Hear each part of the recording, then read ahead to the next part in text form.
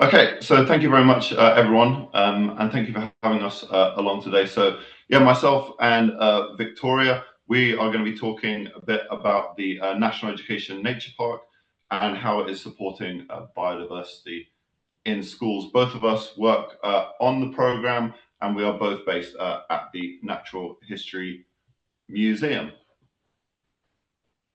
So, what is the National Education Nature Park? Some of you who are on the call may have heard of it, but for those of you that haven't, the National Education Nature Park is a free education program for all schools, nurseries, and colleges in England. It is part of the Department for Education, Sustainability, and Climate Change strategy, alongside a few other sister projects. So that is Climate Ambassadors, the Sustainability Support for Education, and Let's Go Zero. And what it is, you can see that map on the right. Those are all sites across England that schools are already getting involved. We're really having young people exploring and transforming, their learning besides the whole educational state for people and wildlife, turning those maybe more grey spaces into greener ones.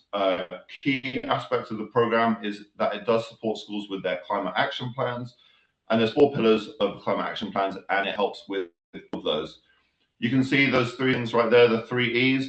Well, those are some of the aims of the program. So we're not only looking at it from a boosting biodiversity lens, we're also looking at it from an emotional lens and an educational lens as well. So really fostering deep connection with nature, deep positive connection with nature for students up and down the country. At the museum, we like to talk a lot about creating advocates for the, and that's one thing we're really trying to do with this program. And then, of course, educational as well. So building those skills, building that knowledge, green skills that come into so many different careers and digital skills as well.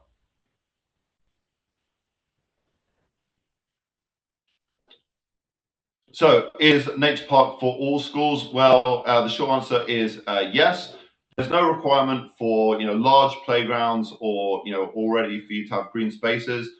We're encouraging schools, no matter how big or how small, to do just even something small for nature, and sort of like with the quarries talk, having areas linking up to create one sort of nature park. It's the same thing with the educational state. So no matter how big or how small, doing one little thing, the collective effort leads to a nationwide increase for biodiversity. There's no need for prior knowledge in climate on education for those that are participating. For teachers, we encourage a whole school approach for teachers within the school, but also the senior leadership team, all of them, anyone who's a staff member of the school, people who are helping out schools can all register, and we have the resources there to foster that knowledge and encourage teachers to learn with their students, that there shouldn't be a fear of, well, not knowing how to ID, Odonata, say, for example. Those are just there to help them learn with their students.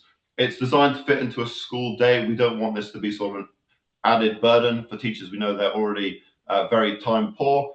So we want it to seamlessly fit into the school day. And it's for children and young people all the way up to Key Stage 5. So we have lots and lots of resources all the way from early years all the way to Key Stage 5. And we're constantly creating more resources and refining resources. We do a lot of testing on our resources in schools to make sure that they are as appropriate as possible, and that teachers find them as useful as possible.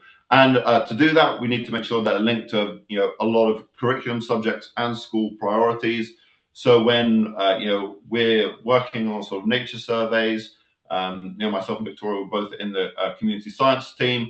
We involve curriculum right from the get-go. We've been working on a grassland plant survey. We've had curriculum involved from the start, so we can make sure that whatever we're designing can seamlessly fit into the school day. And all the resources that we do put out go through a whole quality assurance process. They get reviewed by curriculum teams, design and accessibility teams, language teams, a whole range of things, just to make sure that they're as good as possible. So some of the latest numbers with Nature Park, we've got over 9,000 settings that are registered. That means that we are in about 1 in every 3 schools, which is fantastic. Learners who are at the heart of the program, they're the ones doing all the work and collecting all this critical information, have mapped more than 22 million square meters of habitats. That would put all the habitats mapped as part of Nature Park as the fourth smallest country in the world, or equivalent to 17,600 Olympic swimming pools. So, huge area that students are mapping up and down the country. Nature Park is based around a 5-step cycle, and this is what you can see on the screen here. So at the first step is sort of getting to know their space. So this habitat mapping that we'll touch on a bit more in a bit is them getting their baseline habitat, their starting off point. From that, alongside with a whole range of other things, they can then identify the opportunities on their school grounds or where they can make an impact. Then making a decision, again, with hopefully the learners and the whole school being at the heart of that. They can then make that change. And again, we have resources to, you don't have to get contractors in. Here's how your students, again, can be at the heart of making that change happen and showing a variety of different changes that could happen. So something as simple as, you don't have to rip up all your tarmac and replace it, with pristine meadow. You could simply maybe just on your playing field, let a small corner of your playing field, let the grass grow long, something cheap, doesn't cost anything, and easy, where you can really make change. And then they go on to record that change. Victoria will talk a little bit about that later on. So Nature Park is also a huge community science project. Mentioned that learners are the heart of it. They are the ones collecting all this data. So, community science or citizen science, as you might be more familiar with, having people from all walks of life teaming up with scientists to conduct real scientific research. So in this case, it is the educational community. So they are really taking on the role of the researcher, and we really have them actively involved in the research process. So with Nature Park, they're collaborating with researchers. So Victoria, to measure biodiversity gain across the educational state. There's no way, that we could do it ourselves as a team, and no one really knows their site as well as the learners. So they're critical to the work that's been going on, and it's real research that they're contributing into things like nature recovery. So I just want to briefly show you. So this is a resource that we put out towards the end of last year, and it's a resource that anyone can access. You can go on our website to take a look at it, but it is a place to visualize all the data that learners have collected. So if you go on our website on the home page, and you can scroll down and you can click on something that says Explore the Nature Park map, it'll come up with all the baseline habitats automatically that students have been recorded, and you could go around and filter the attribute table by the area of the map that you're looking in, and you can look at the habitats. The habitats that they have been recording, the changes they've tracked. You can see here just above Newcastle, we encourage the use of iNaturalist, which Victoria's going to touch on, and you can see that some students have been iNaturalisting just around Newcastle, and also doing things like pollinator counts. So you can see just around the label for the English Channel, you can see the label for 29 pollinator counts that have taken place over there. So I'd highly encourage you to go on the Nature Park map and see what settings have done in the area around you. And we're currently working on a way to make that data all downloadable. So the habitat mapping, the baseline habitats, you might be wondering what that is. So the categories that we have been adapted from UK HABs and the Urban Greening Factor, and we have lots and lots of support for educators and learners on how to map their habitats. And we also, you might think, okay, well, learners are collecting this data. What's the sort of quality of that data? Well, we've got a lot of measures in place to ensure that learners are collecting the highest quality data as possible. We've gone out and done a lot of testing, so watching learners record habitats on their site, and we do that across all the data collection resources that we have. But then we provide a lot of support for educators as well. So things like webinars, we'll have email campaigns for learners. We'll review the maps that are submitted, and we'll reach out to ones offering sort of support or invitations to webinars, just to helping them improve the quality of their maps. And these are some of the mapping resources right here. So these are the things that the learners would be using. So they'll be following these flow charts to get the habitat type. So within water, looking at things like rain gardens or ditches or streams or reed beds, wildlife ponds or for grass and wildflowers, following that flow chart alongside the accompanying activities to see, is it a playing field or a lawn, or does it have more than 8 species, and is it a meadow that they have? These then get mapped digitally, so we're talking about increasing those green and digital skills. So this is our habitat mapper tool, and this is where the learners, alongside their educators, they're going on and they're drawing areas, they're drawing lines, and they're drawing points to really build up that habitat map. So this is an example of a completed habitat map. So again, this is their baseline map, their starting off point, and this is the one of Co-op Academy Manchester. So as I said, it's a huge amount of data that students are collecting, but why is that data important? Why not just use satellite data? Well, there can be a lot of issues with satellite data. You can see a perfect example right here.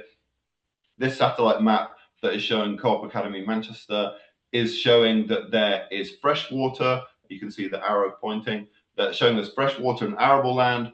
But if you look on the map that the students have made, you can see that where it says it's fresh water and arable land, it's actually ground without plants. And if you look at a imagery layer on Google Maps or the Nature Park map, you'll see that what they actually have there is their 3G AstroTurf pitch. So definitely not arable land, and definitely not fresh water in the middle of it.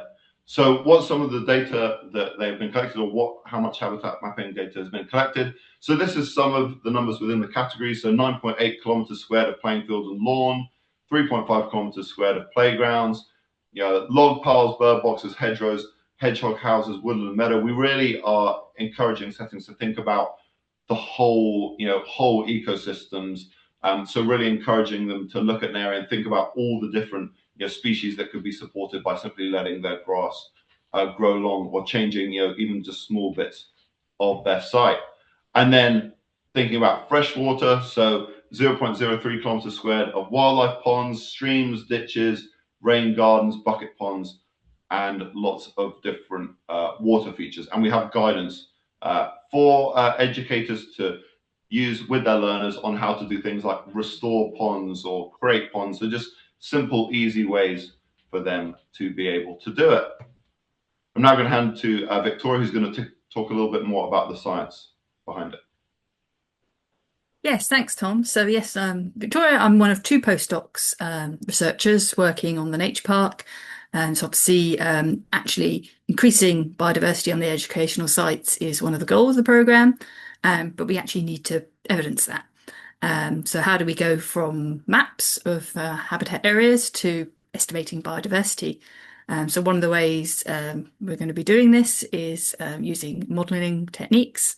We're very fortunate within the Natural History Museum that we have a big database called Predix, which has been collating biodiversity data from all over the world, from different studies that have been published, now over 53,000 sites across the world, and over 2% of named species. And because we used habitat categories that can be matched up to categories within Predix, I can use these to find similar habitats within the mapped school sites to those within Predix within the UK or Europe, possibly, if there's not enough data, and then make estimates using those habitat maps of how much biodiversity might be within school sites on a site level, but also sum up and have an estimate for the school sites across England as a whole. So that's one of the things I'm working on at the moment. We now have a really good number of schools who have mapped their site, and actually a good number of those who have completed their maps, so actually have mapped their whole sites. But of course, we don't want to just estimate from biodiversity from maps. You know, there's always sorts of errors around modelling. So we're going to be collecting biodiversity data as well. So on the next slide. Early results as well first. So that I'm mostly still working on estimates of the biodiversity, but I have been having a look at actual habitats within the schools. So an early look at how much green space within schools and if it varies against different school types. So here's a little look about just looking at those schools who have mapped more than 80% of their school area. Just looking at which of their habitats are paved areas, so playgrounds, versus everything else. And first thing you can see, it's hugely variable. And also we can see we've got more primary schools that have mapped their sites than all the others. Not many nurseries have, but we kind of expected that. It's quite a lot to ask of a nursery to map their site. And we can see that some sites have got entirely green space, which might be some errors. We have to have a look into perhaps they haven't included their buildings or their entire site in it. So there's ones we need to get back to as part of our quality checking. But we've also got some schools that don't seem to have any green space at all. And we did know this, we expected this, which is really sad to think that there are schools out there with no kind of green space at all. But there's a lot around the middle of it. And it might be to see that we can see that secondary perhaps have got on average more green space than others. So that's some interesting preliminary results even before we get to looking at biodiversity itself. But lots more to come. That's my main bit of work to be doing over the next few months. But yes, moving on to actually measuring biodiversity itself. So we're keen not to reinvent surveys. The first one we launched a couple of years ago is based on the UK Pollinator Monitoring Scheme. Fit count, which I expect a lot of you have heard of, uses a set quadrat and then a set flower and then a timed count to measure the insects landing on the flower. We're really keen to use as many kind of standard counts as we can so they're compatible with existing surveys. This one we launched a few years back. We did find that after testing primary schools, it was a little bit the count, 10 minutes was a bit too long for them. And also the number of insect groups to classify into it was a little bit too complex.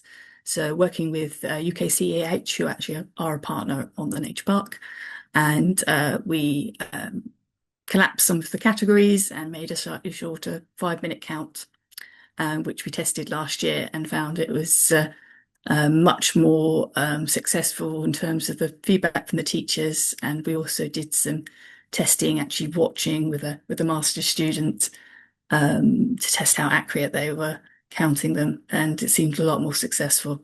So that's good. So we're actually running 2 counts now, one for older children and one for younger ones.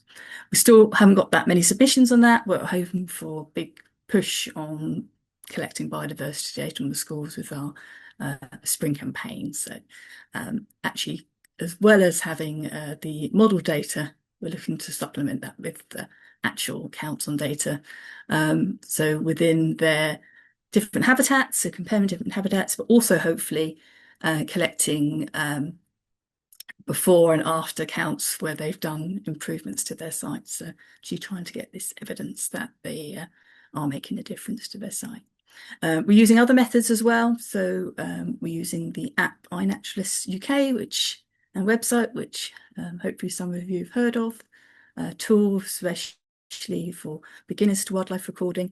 And so far we've got over 6,000 observations from the schools and over 1,000 taxa. I picked out a few freshwater ones for you.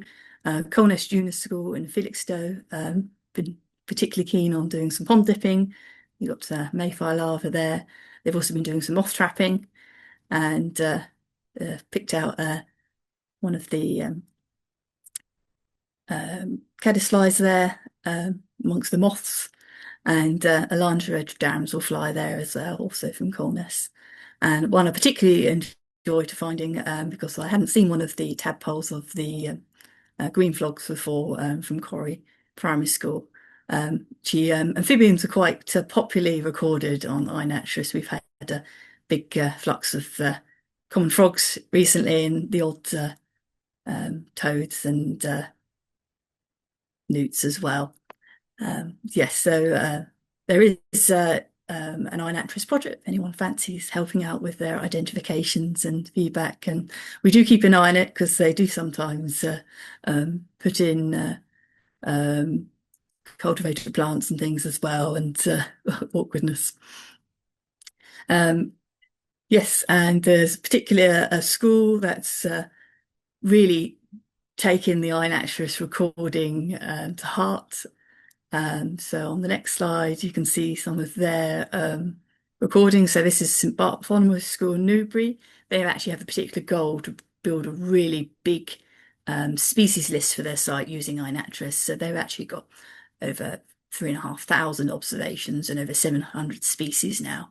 And they run a moth trap, they run mammal camera traps. They've actually also started up a pilot project I'm doing with Bioscan to run a malaise trap, and they want to take photos of everything they find in the malaise trap. They found 4 species of Odonata, hopefully with correct names on, but yeah, feel free to, if they're not, to go in and correct them. The southern hawker, the common data, beautiful demoiselle, and the willow emerald, which is a really nice record. Apologies if you can hear my dog barking.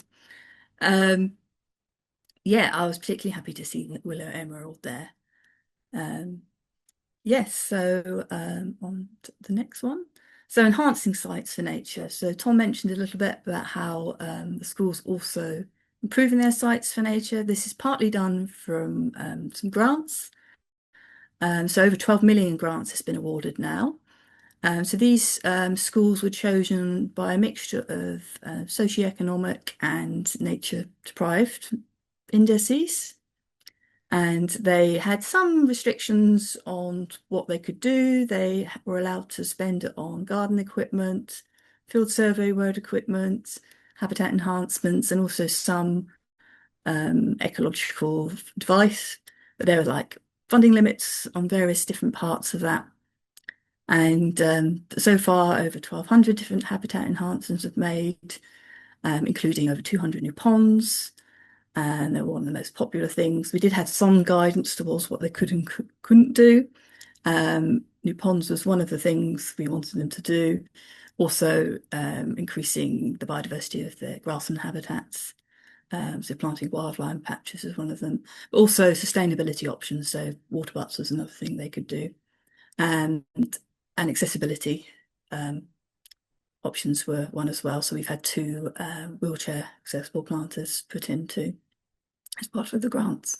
But other schools are doing it without grants as well. Then there's other options that they can apply for, of course. So the Woodland Trust often applies grants for putting hedgerows and trees, of course. And our actually first grant completion was a pond. So this was back in February 2024. It was a nursery near Birmingham, and you can see this was shortly after the pond was put in. So before all the planting had a chance to be established. And of course, being a nursery, safety is important, and it has a little fence around it. People often ask, schools can be quite nervous around ponds, and you often hear about the opposite, schools filling in ponds. So we were quite pleased to hear that ponds are actually something the schools are happy to put in, and guidance towards having a safe pond on your site is something we provide with gathering information, and all the guidance we provide to putting in ponds or biodiverse grasslands is gathered from scientific evidence from reliable conservation societies or peer-reviewed literature. So it's one of the things that we're particularly keen on, making sure that all the information we provide is evidence-based. So some of the other wetland habitats that have been put in by schools on our next slide. It's not necessarily restricted to ponds. So on our next slide, we have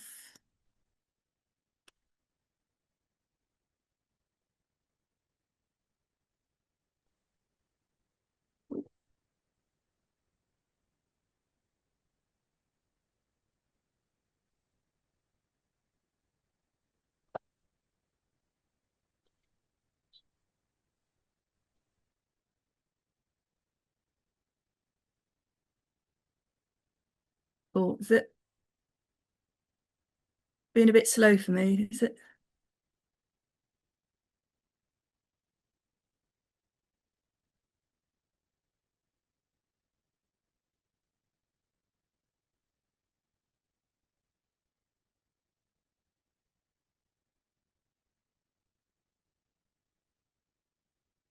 Oh, Tom, I think it's flicked too far on now. I'm going back a bit. One back more.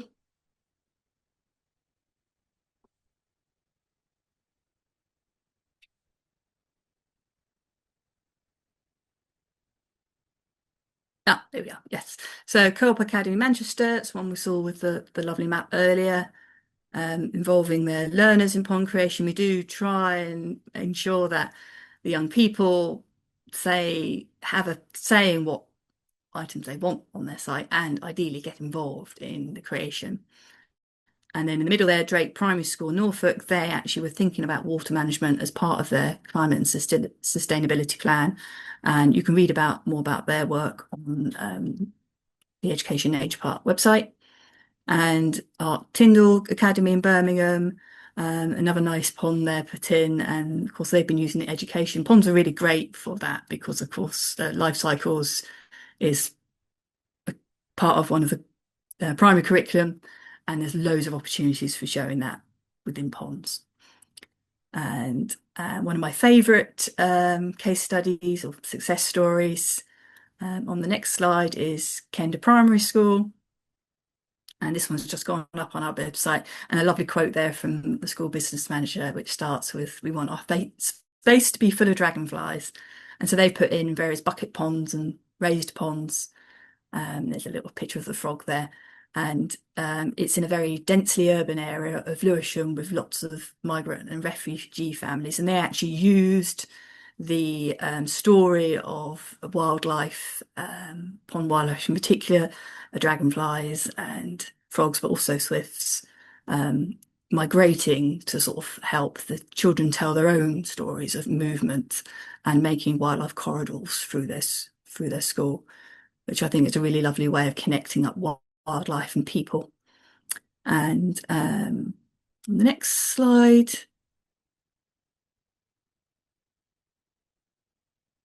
talking about recording all these changes because you need to know where they're making all these changes, and we have a separate tool for that, so where they actually can map all these changes to habitats, because then I can know that, and then I can once we've got all that data, I can estimate those changes to biodiversity, and that's going to be one of the key ways that we can evidence these changes, as well as that actual biodiversity data collection.